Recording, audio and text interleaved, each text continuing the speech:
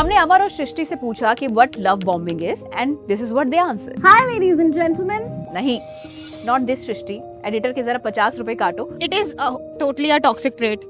Like in a guy you can find. तो red flag तो है ये चीज.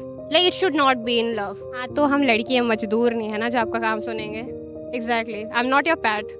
I'm your goal. कोई लड़के होते हैं ना तो पहली बार रिलेशनशिप में जाते हैं तो वो इतना प्यार दिखाने लगते हैं जैसे लड़कियों को लगता है एक्सपेक्टेशन हाई सेट हो जाता है। बट मूविंग ऑन, रिश्ते का ये एपिसोड सेंटर्ड है लव बॉम्बिंग पर और हम सबको इसका एक बेसिक सा आइडिया है। ये हमारे साथ हुआ है, हमने किया है या फिर हमारी फेवरेट फिल्म में हमने हीरोज को करते देखा है। बट द क्वेश्चन इज, ये होता क्या है?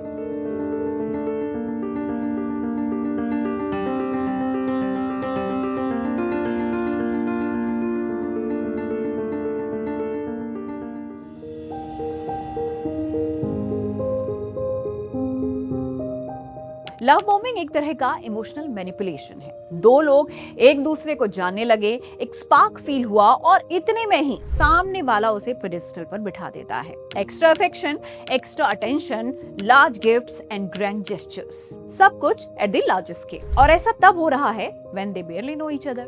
इस डायनेमिक में कनेक्शन बिल्ड करने का लोड नहीं होता, बस सब कुछ फिल्मी लगता है। तुमसे कोई पूछे तो एब्स्ट्रैक्ट से जवाब देने लगते हो कि it seems magical, fairy tale जैसी स्टोरी, बट तुम्हारे पास सामने वाले को डिस्क्राइब करने के लिए कोई कॉन्क्रीट सब्सटेंस ही नहीं है। एक हार्ट टू हार्ट कनेक्शन की जगह एक ग्रैंड जेस्चर्स ने ले ली होती है। एक इंसान जब अपने पार्टनर को लव बॉम्ब कर रहा होता है तो वो उसकी डिपेंडेंसी भी बना देता है। Like the other person would feel कि ये इंसान मुझे इतना स्पेशल फील करवा रहा है कि ही इज द वन। और जैसे ही उस इंसान ने ये सोचा कि भैया सामने वाला would pull the rug off their feet, उनका बिहेवियर पूरी तरह से फ्लिप कर जाएगा और जिस नोट से रिलेशनशिप शुरू किया वो ठीक इसके ऑपोजिट एक्ट करने लगेगा। आइए अब एक बार एक्सपर्ट से भी समझ लेते हैं कि आखिरकार ये लव बॉम्बिंग है क्या भला। When someone choose excessive love, बहुत सारे गिफ्ट्स दे रहे हैं, कॉम्प्लीमेंट्स दे रहे हैं, अटेंशन दे रहे हैं, अफेक्शन दे रहे हैं in very early phases of a relationship, and ये बहुत ओवरवेलमिंग होता है usually for the other person. And although this can be flattering, but it is mostly a manipulation technique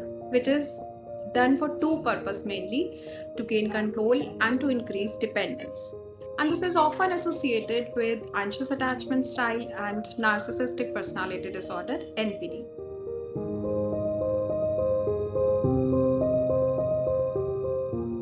Shahrukh Khan, Salman Khan, Ranbir Kapoor, Varun Dhawan और रणवीर सिंह, इन सब में एक चीज कॉमन है। क्या आपको पता है? तुम्हारे इन फेवरेट हीरोज ने किसी ना किसी पॉइंट पर ऐसे कैरेक्टर्स प्ले किए हैं जो अपने पार्टनर को लव बॉम्ब करता है। ये कैरेक्टर कौन से थे ये हम नहीं बताने वाले, भाई सारी मेहनत हमसे ही करवाओगे क्या? You watch the full video and comment below कि कौन से कैरेक्टर्स कौन सी फिल्म में इन स्टार्स ने पोर्ट्रे किए हैं। Coming back to the topic, love bombing की शुरुआत कैसे होती है? कहें तो इसके मेजर कैरेक्टरिस्टिक्स क्या हैं? चलिए बताती हूँ। बहुत अर्ली स्टेज में जीने मरने के कस्मे वादे खाना, like you are my soulmate, I would bring stars on earth for you. ये सब कौन बोलता है यार? खैर, भाई सोलमेट से ये सब प्रॉमिस करने से पहले आप उसकी सोल को तो थोड़ा समझोगे, बट यहाँ पर ऐसा नहीं होता। मेरी एक फ्रेंड एक रिलेशनशिप में थी और उसका इनिशियल फेज था, उसका बर्थडे आने वाला था और वो 26 ईयर्स की होने वाली थी। अब उसके पार्टनर ने ये डिक्लेयर कर दिया कि वो इस बर्थडे पर उसे 26 गिफ्ट्स देगा। उसके बचपन से आज तक जितने भी बर्थडे उसने मिस किए हैं वो उन सभी को कॉम्पनसेट करेगा। भाई तुम उसे बेयरली जानते हो, पहले कनेक्शन फॉर्म करो। रिलेशनशिप के इतने इनिशियल फेज में ऐसे लैविश या ग्रैंड गिफ्ट देना is also a sign of love bombing. Positive होना भी इसी का ही एक ट्रेट है या कहीं साइन है। वो आप का जो पार्टनर है वो इसे ऐसे प्रोजेक्ट करेगा कि देखो ये दुनिया बहुत खराब है, मैं तुम्हारी कितनी केयर करता हूँ, तुम्हें ये कंट्रोल लग रहा होगा बट आई लव यू। इतना तो हक है। नहीं, तुम्हारा पार्टनर तुम्हारे साथ ऐसा नहीं कर सकता, और अगर वो ऐसा कर रहा है तो समझ जाओ ये क्या है। बहुत सारे लोग लव बॉम्बिंग को रोमांस से एसोसिएट करते हैं। वो मानते हैं कि ये इंटेंस है, पैशनेट है, लेकिन प्यार ऐसा ही तो होता है। तो आखिर रोमांस और लव बॉम्बिंग में डिफरेंस क्या है? आइए एक्सपर्ट ने बताया है, आप भी सुनिए। This is very different from a genuine love because that is a very slow and less intense process. एक genuine relationship में the other person really wants to know you over a span of weeks and maybe months. And एक normal love resilient होता है, तो उसमें mistakes हो सकते हैं, ruptures हो सकते हैं, but connection को mend किया जाता है मिलके। लेकिन love bombing stops the minute you make your first mistake.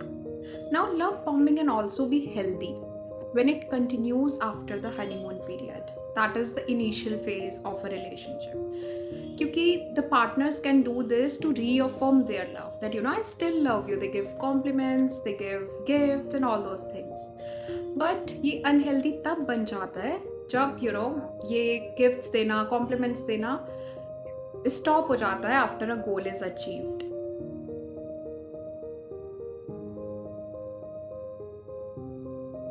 हर चीज की तरह लव बॉम्बिंग भी फेजेस में होती है।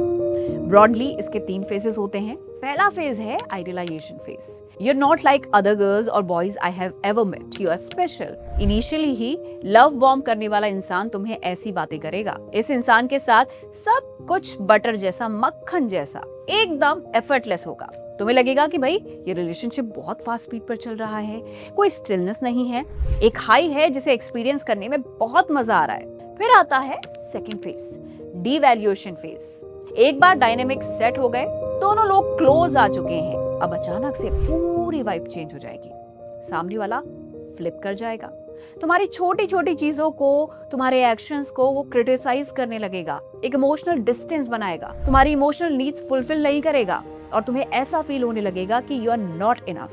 तुम्हारे मन में एक तरीके का कंफ्यूजन पैदा होगा कि पहले तो यार सब कुछ अच्छा था, सब कुछ क्रेजी चल रहा था, बट अब ये सडनली क्या हो गया। And then comes the third phase, और थर्ड फेज है डिस्कार्ड फेज। अब इस पॉइंट पर सामने वाला इंसान पूरी तरीके से इमोशनली अनअवेलेबल हो जाएगा। वो तुम्हें गोस्ट करेगा, इनिशियली कोशिश करेगा किसी ना किसी तरीके से किसी भी फॉर्म में अवेलेबल ना रहे। ऐसे में ये भी पॉसिबल है कि तुम जब ये सब फील कर रहे हो तब वो तुम्हारी लाइफ में अचानक से ऐसे पॉप करे कि कुछ बिगड़ा ही नहीं था, फिर से पहला जैसा अफेक्शन वो दिखाएगा। लेकिन वो सिर्फ इतने पर नहीं रुकेगा, कुछ टाइम ऐसा करने के बाद फिर से वो अनअवेलेबल हो जाएगा और इस लूप में फंसकर तुमको इतना एग्जॉस्ट करेगा कि तुम परेशान हो जाओगे।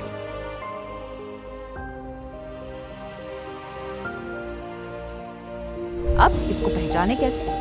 एक नार्सिसिस्ट इंसान को कंट्रोल की जरूरत महसूस होती रहती है। वो इमोशंस को मैनिपुलेट करना जानता है और इसीलिए वो सामने वाले को अफेक्शन और केयर से बॉम्बार्ड करेगा ताकि उनकी डिपेंडेंसी बना सके। एक बार वो इंसान उस पर डिपेंड हो गया तो अब अच्छे से वो जानता है कि इस पूरी सिचुएशन को कैसे चलाना है। तो उसके लिए ये किसी गेम जैसा ही है जिसकी कमांड हमेशा उसके हाथों में रहती है। अब तुम्हारे दिमाग में सवाल आ रहा होगा कि आखिरकार इसे आइडेंटिफाई कैसे करना है, इसके साइंस क्या हैं? एक साइन तो ये है आपकी गट फीलिंग। अपनी गट फीलिंग को सुनना शुरू कर दो। Your body knows what you are feeling and what's good for you. तुम अपने दोस्तों से कहोगे कि बहुत अच्छा रिलेशनशिप है, this is magical, this is like a fairy tale, और ऐसा कहते हुए you start feeling anxious and dysregulated. तब समझ जाओ कि नॉट एवरीथिंग इज ओके। अगर कोई इंसान सच में तुमसे प्यार करता है तो वो तुम्हारी और तुम्हारी बनाई हुई बाउंड्रीज की रिस्पेक्ट करेगा। वो कोई कबीर या फिर कोई रणविजय नहीं है जो तुम्हें अपनी प्रॉपर्टी की तरह ट्रीट करेगा। वो अपनी मर्जी तुम पर इम्पोज करने की जगह तुम्हें समझेगा कि तुम किस आइडिया से कंफर्टेबल हो और किस आइडिया से नहीं। अब ऐसे इंसानों में एक पैटर्न हमेशा देखने को मिलता है कि वो खुद को तुम्हारी लाइफ का सेंटर बना लेंगे। तुम्हारे क्लोज फ्रेंड्स, तुम्हारा सपोर्ट सिस्टम सबसे सिस्टमैटिकली तरीके से तुमको दूर करेंगे, और ऐसा इसीलिए ताकि डिपेंडेंसी उन पर तुम्हारी बढ़ जाए। ऐसे बिहेवियर को प्यार नहीं समझना है, और अगर तुम्हें खुद अपनी किसी रिलेशनशिप में ऐसा फील हो तो reach out to your friends, talk to them, have an objective opinion. एक अलग पर्सपेक्टिव आपको लाना होगा अपने थॉट्स को लेकर, and it is never late to help yourself. So take care. और आज के एपिसोड में इतना ही। अरे फरजान, अभी जाना नहीं है, वीडियो एंड नहीं हुआ है, पिक्चर अभी बाकी है मेरे दोस्त। ठीक है, थोड़ा क्लिशे चलता है, लेकिन कंटेंट रिकमेंडेशन हम आपको हमेशा देते हैं। लास्ट एपिसोड से हमने स्टार्ट किया था, तो उसके बिना ये एपिसोड कैसे एंड हो सकता है भाई। तो आज की रिकमेंडेशन है मेंटल हेल्थ ट्रीटमेंट नाम का एक यूट्यूब चैनल। अब इसमें खास क्या है? इस चैनल पर आपको कुछ पुराने आर्काइव वीडियोस मिल जाएंगे जहां पर अलग अलग कंट्रीज से आने वाले बच्चे प्रेजुडिस, रेसिज्म, कॉलोनियलिज्म जैसे सब्जेक्ट्स पर डिस्कशन कर रहे हैं। अब ये डिस्कशन सुनकर एकदम माइंड ब्लो हो जाएगा आपका, क्योंकि काफी इंटरेस्टिंग स्टफ आपको यहाँ पर मिल जाएगा। Yes, now this is time to wrap this episode of Rishte. Take care of yourself. Bye bye. इस बार सच्ची वाला।